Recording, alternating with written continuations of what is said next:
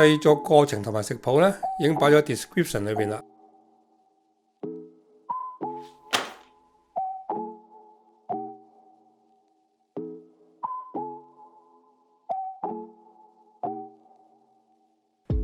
預早幾個鐘浸啲蝦米，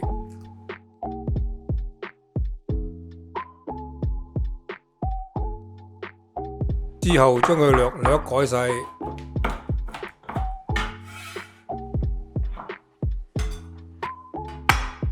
再切埋啲火腿同埋蔥，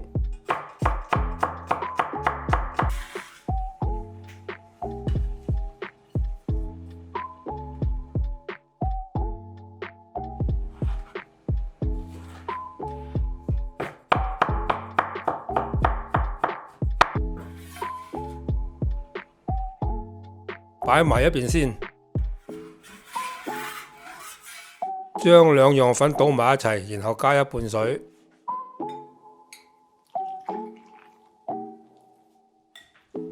將佢攪勻，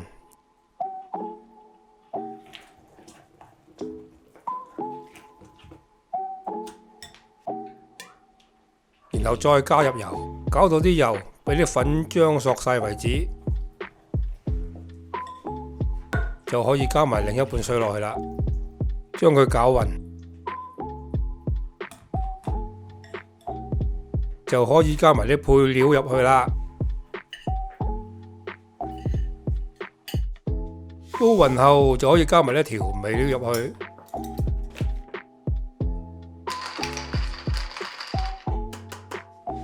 再攪攪。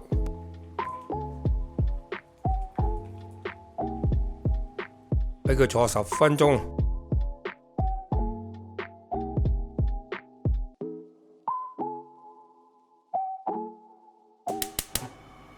燒熱隻鑊，搽少少油落去，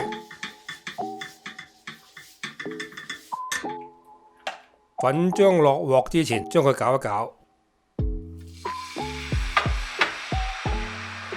然後用個鑊將啲粉漿晾勻。就可以冚住焗一焗佢，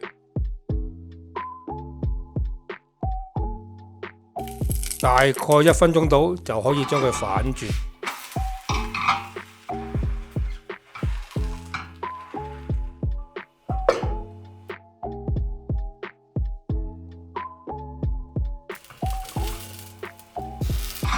煎到兩面金黃就可以起出嚟啦。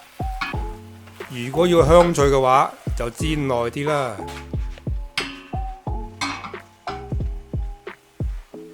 最好就煎完一塊食一塊，咁就最理想啦。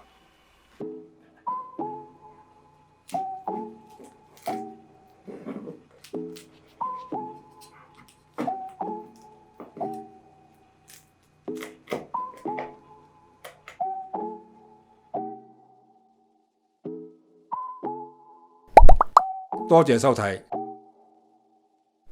請 subscribe。